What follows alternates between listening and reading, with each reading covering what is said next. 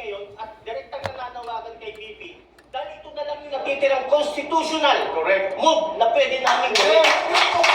Hindi kami gagawa nito, hindi kami mananawagan ng sama-sama, magiging extra constitutional yun.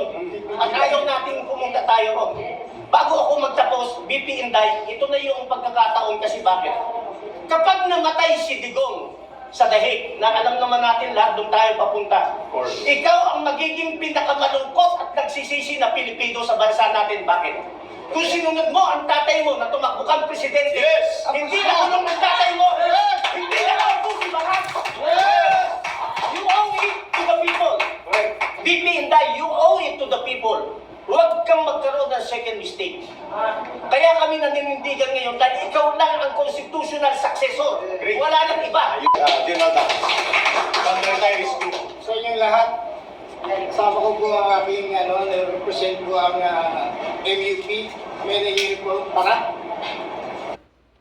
Nasabi ko na, noong 2 months ago, nayano ko kay Congressman Paras kasi na-observe ko po na nagkakawatak-watak po ang mga Paral Group.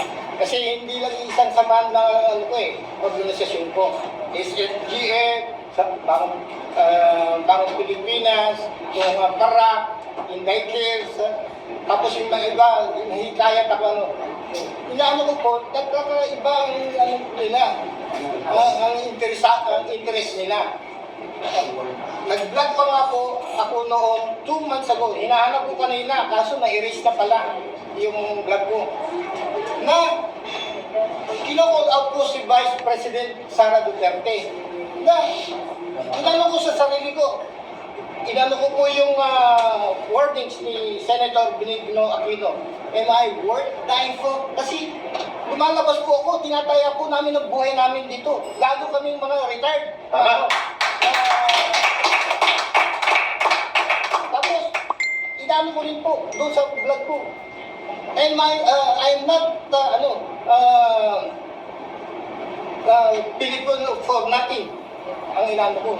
I'm calling out, dapat lumabas ka, Presidente, kay Vice President. I-lead mo po dahil nagkakawatak-watak na kami. That is 2 months ago. Ngayon, nandito na po. Ang formal na panawagan. Okay. Sana po, Vice President, lumabas ka na. Ayun. Nagmamang-awa po kami sa iyo.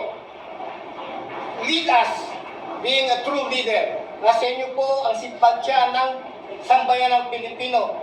Ikaw lang ang pinagkakatiwalaan ngayon. No more, no less. Ayun. You owe to the Filipino people na lead.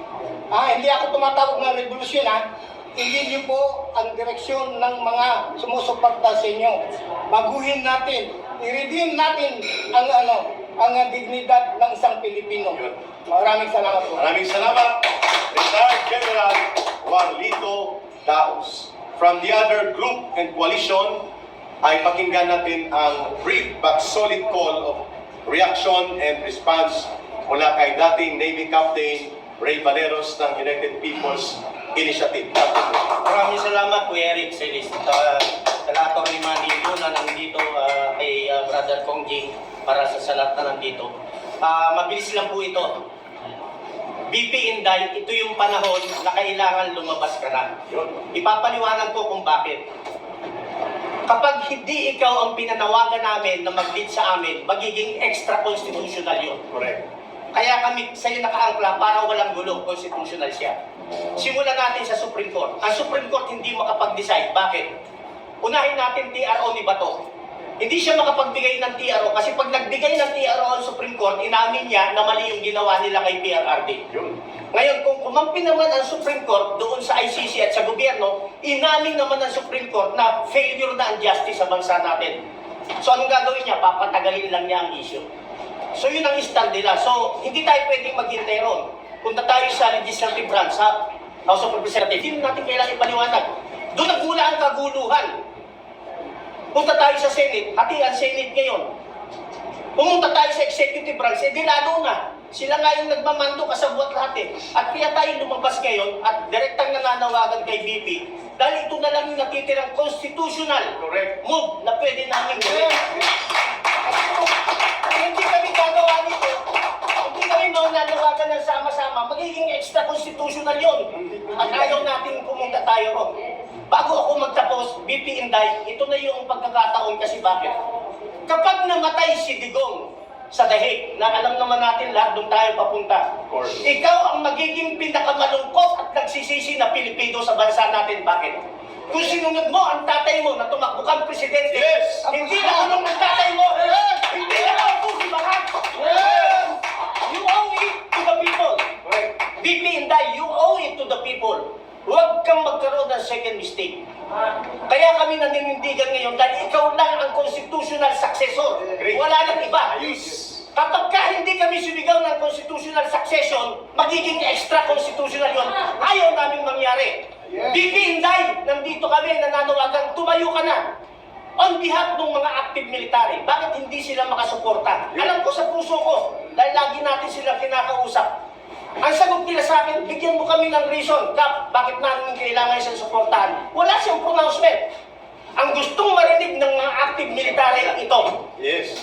Alam ng buong bansa na windang na ang bansa natin dahil sa windang na Pangulo na yan. So bilang pangalawang Pangulo, hindi ko inuutusan ng active military na magkaroon ng kudeta o gumawa ng bagay na hindi naaayon sa konstitusyon. Pero putang ina, suportahan nyo yung mga nagsasabi ng katotohanan. Kung gusto sa inyo bilang Vice President, yun ang gusto marinig ng ating mga active military. So BP Inday, tumayo ka na. Dahil pag hindi ka tumayo, baka maging istorya ng bansa natin. Maraming salamat po.